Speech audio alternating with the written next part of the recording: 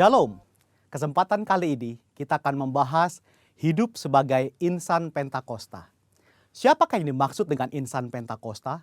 Tentunya bukan hanya mereka yang merupakan anggota jemaat gereja Pentakosta, tetapi semua orang percaya yang hidup dipimpin dan dituntun oleh Roh Kudus, yang meyakini bahwa suara Tuhan masih diperdengarkan, yang meyakini bahwa kita masih mendengar suaranya, dan yang dengan iman dan kuasa dari Roh Kudus berkata-kata atas nama Tuhan.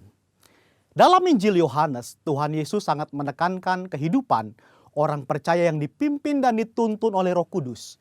Betapa Roh Kudus menempati peran yang sentral dan penting dalam kehidupan orang percaya. Kehidupan orang percaya sudah seharusnya adalah kehidupan yang dipimpin oleh Roh Kudus, bukan sekedar hikmat, kepintaran, kehebatan, dan kebijaksanaan kita sendiri. Kehidupan yang dipimpin oleh Roh Kudus dimulai ketika pencurahan Roh Kudus pada hari Pentakosta sebagaimana dicatat dalam Kisah Para Rasul. Dalam Kisah Para Rasul, Roh Kudus terlibat dalam pengambilan keputusan, menuntun, mengarahkan, dan memimpin para pemimpin jemaat dalam pekerjaan pelayanan dan penuntasan amanat agung Tuhan Yesus. Kisah Para Rasul belum berhenti dan terus berlanjut sampai dengan era kita sekarang ini. Roh Kudus belum berhenti bekerja sampai saat ini. Karunia-karunia roh belum berhenti.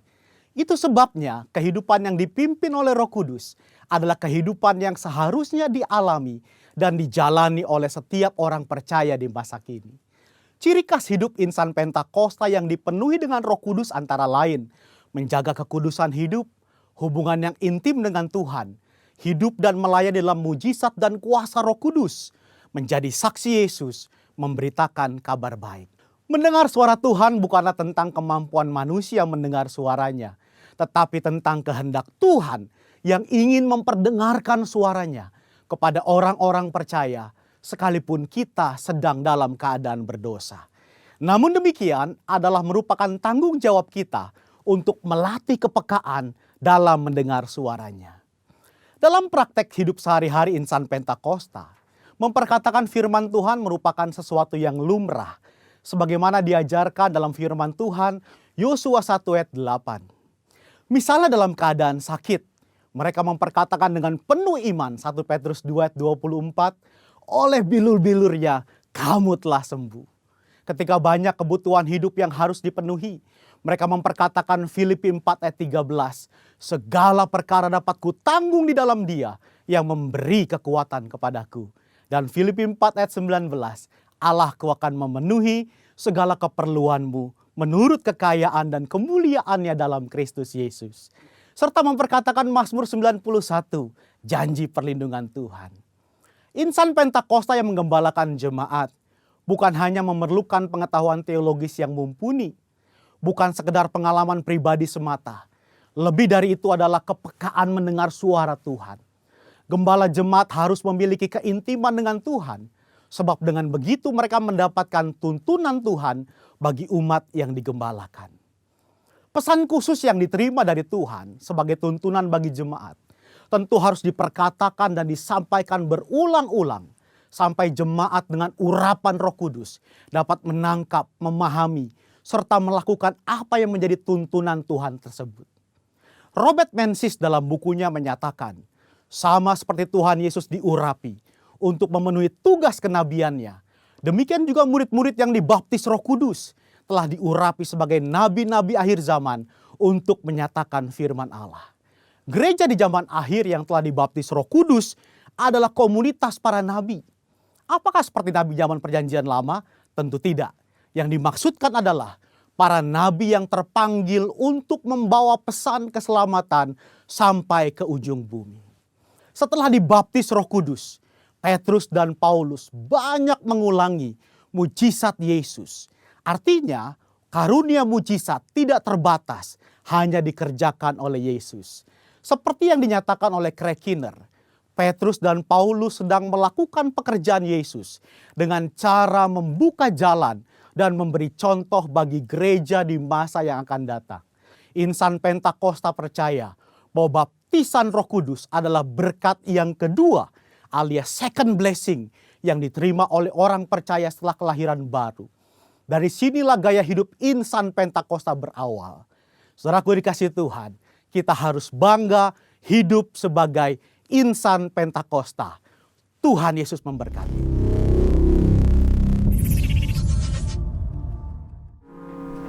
Shalom jemaat yang Tuhan kasihi. Hari ini di hari yang ke-10 di dalam bulan yang kelima di dalam tahun dimensi yang baru. Saya percaya jemaat bersama keluarga tetap ada di dalam rencana Tuhan. Dan hari ini firman Tuhan mengingatkan kembali, aku dan seisi rumahku, kami akan tetap beribadah kepadamu. Di tahun dimensi yang baru, pasca kebangkitan Yesus Kristus Tuhan kita, mari kita mau belajar bersama, saudara. Kita juga akan terus merendahkan hati kita. Kita akan terus bersyafaat bagi bangsa ini. Di dalam segala hal firman Tuhan berkata, mengucap syukurlah dalam segala hal, karena itulah yang dikehendaki Allah di dalam Kristus Yesus bagi saudara dan saya. Hari ini kita tetap naikkan syukur kita. Apapun yang terjadi, semuanya akan mendatangkan kebaikan bagi saudara dan saya yang tetap berjalan menurut kehendaknya. Syukur bagimu Tuhan. Haleluya. Syukur, ku berikan syukurku buat segala yang terjadi di dalam hidupku. Syukur, ku berterima kasih buat anugerah kasih-Mu bagiku. Kami naikkan syukur, syukur, ku berikan syukurku buat segala yang terjadi di dalam hidupku. Syukur, ku berterima kasih buat anugerah kasih-Mu bagiku, buat anugerah kasih-Mu bagiku, buat anugerah kasih-Mu bagiku.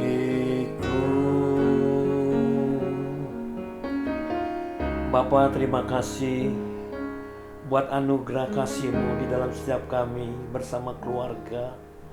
Sampai hari ini kami boleh ada sebagaimana ada. Kami kembalikan ucapan syukur kami di dalam segala hal Tuhan. Karena itulah yang dikehendaki Allah di dalam Kristus Yesus bagi setiap kami, agar kami tetap mengucap syukur. Hari ini Tuhan, kami akan terus berjalan di dalam tahun dimensi yang baru. Biarlah kebenaran firman-Mu yang akan terus mengajar kami. Firman-Mu yang akan menyatakan kesalahan kami. Firman-Mu yang akan menuntun kami pada jalan kebenaran. Dan firman-Mu itu yang akan memperbaiki kelakuan kami menjelang kedatangan. Tolong setiap kami, jemaat yang saat ini bersama keluarga, mereka mendengar firman-Mu tidak kembali dengan sia-sia. Hamba mengucap syukur Bapa di dalam nama Tuhan Yesus Kristus. Amin. Nah, jemaat yang Tuhan kasihi, hari ini kita mau kembali diingatkan oleh firman Tuhan pasca kebangkitan Yesus. Kita akan membaca di dalam Kolose pasal yang ketiga, ayat yang pertama sampai dengan yang keempat. Karena itu, kalau kamu dibangkitkan bersama dengan Kristus, carilah perkara yang di atas, di mana Kristus ada, duduk di sebelah kanan Allah. Setelah Kristus naik ke surga, Kristus duduk di sebelah kanan Allah Bapa. Nah, hari ini kita mau diingatkan, Kolose pasal yang ketiga ayat yang pertama, kata carilah. Saya ulangi, kata carilah mempunyai pengertian sederhana. Haruslah kalian, saya dan saudara, berusaha untuk mendapat.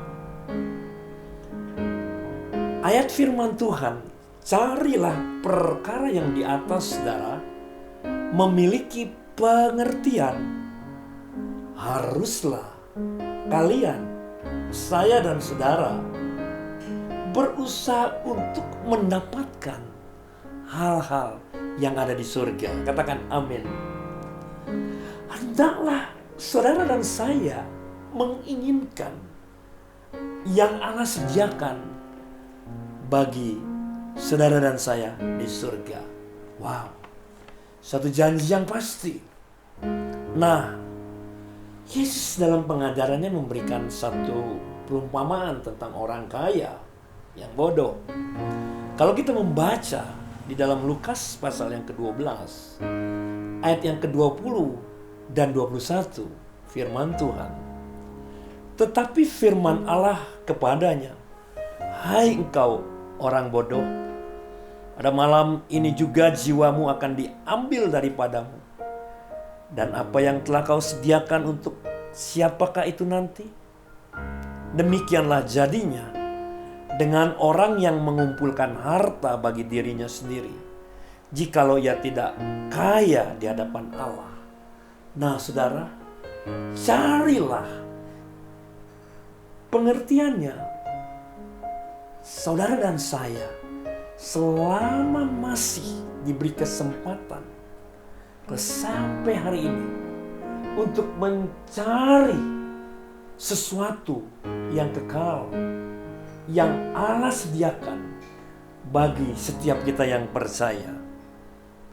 Tidak hanya mencari, ayat yang kedua dilanjutkan, pikirkanlah perkara yang di atas, bukan yang di bumi.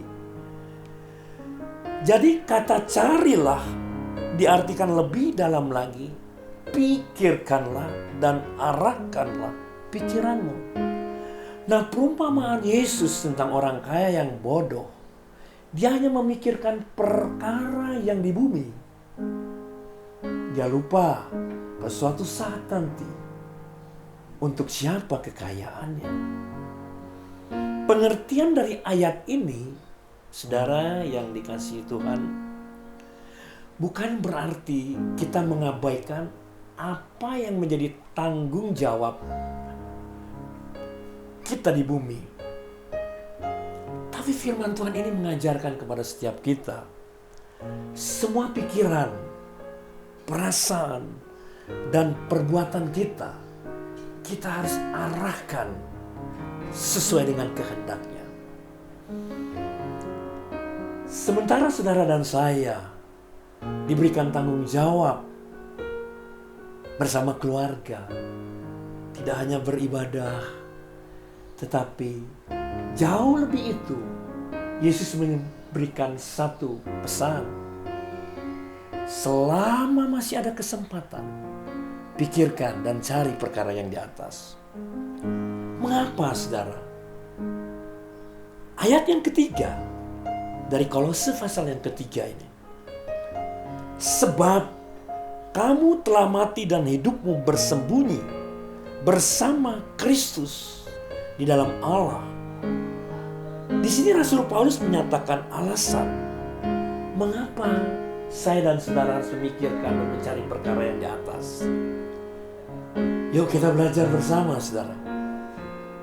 Alasan yang pertama, Paulus menulis surat ini kepada jemaat di Kolose untuk merespon ajaran palsu yang menentang Injil. Jemaat yang Tuhan kasihi, hari-hari ini ada banyak pengajaran-pengajaran yang menyesatkan. Jangan sampai kita terombang-ambingkan oleh satu pengajaran di mana firman Tuhan berkata, ujungnya menuju maut. Yang kedua, mengapa Paulus menulis surat kepada jemaat di Kolose? Antisipasi ajaran palsu yang menentang Injil. Karena orang-orang di Kolose masih terikat oleh tradisi-tradisi Yahudi yang tidak alkitabiah. Kehidupan mereka masih duniawi. Filsafat-filsafat kafir yang mempengaruhi kerohanian jemaat di Kolose. Firman Tuhan mencatat, kalau kita membaca di dalam Kolose pasal yang kedua, ayat yang ke-21, jangan jamah ini, jangan kecap itu, jangan sentuh ini. Semuanya itu hanya mengenai barang yang binasa oleh pemakaian dan hanya menurut perintah-perintah dan ajaran-ajaran manusia.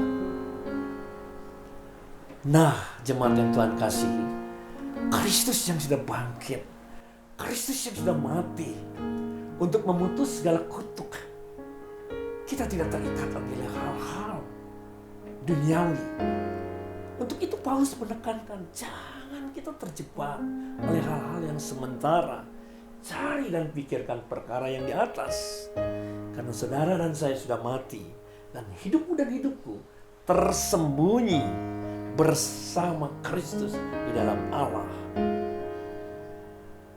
Ayat yang keempat, Paulus melanjutkan, apabila Kristus yang adalah hidup, kita menyatakan diri kelak, kamu pun akan menyatakan diri bersama dengan Dia dalam kemuliaan. Nah, saudara, ungkapan Kristus yang adalah hidup, pengertiannya ialah sederhana. Hanya Kristus yang dapat membuat hidupmu dan hidupku sungguh-sungguh berarti. Apalah artinya hidupmu dan hidupku bila tidak memiliki Kristus? Dan apabila Kristus menyatakan dirinya kelak, saudara dan saya pun akan menyatakan diri bersama-sama Dia dalam kemuliaan. Haleluya.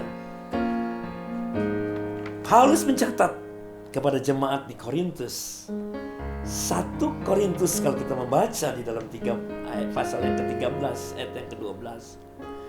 Karena sekarang kita melihat dalam cermin satu gambaran yang samar-samar, tetapi nanti kita akan melihat muka dengan muka. Tetapi nanti saudara dan saya akan melihat muka dengan muka.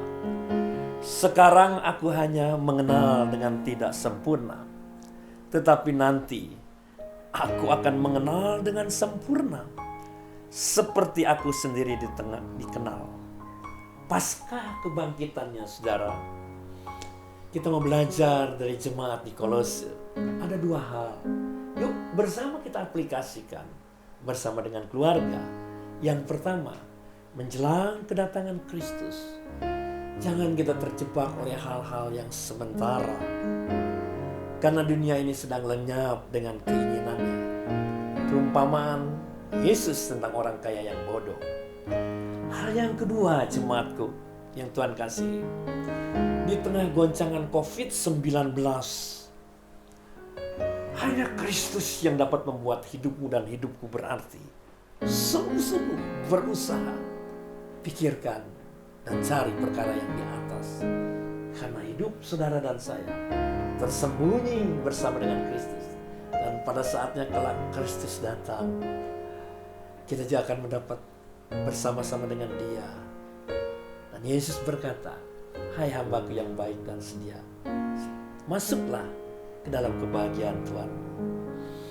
Kiranya firman Tuhan di minggu yang kedua, di hari yang ke-10, di dalam bulan yang baru, di dalam tahun dimensi yang baru, sesuatu Tuhan akan singkapkan jauh melampaui apa yang kita doakan dan kita pikirkan. Terpujilah Tuhan. Salam sehat, berjaga dan berdoa. Tuhan Yesus memberkati.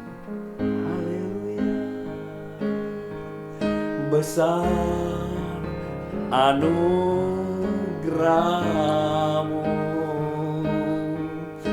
berlimpah bagimu. Semakin hari semakin bertambah besar anugerah. Semakin hari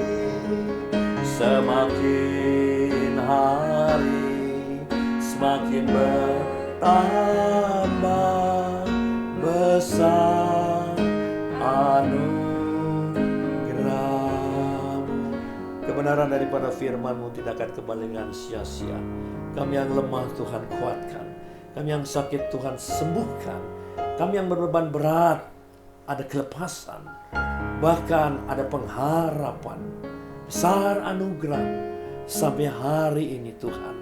Kami boleh menikmati bersama keluarga. Kami akan tetap beribadah dan melayani Tuhan. Mari jemaat yang Tuhan kasihi, kita angkat kedua tangan kita. Penyertaan pemeliharaan Tuhan sempurna sampai Kristus datang. Biarlah kasih dari Allah Bapa, Putra dan Roh Kudus, kasih di dalam nama Tuhan Yesus Kristus menyertai setiap kita di dalam nama Tuhan Yesus Kristus. Amin.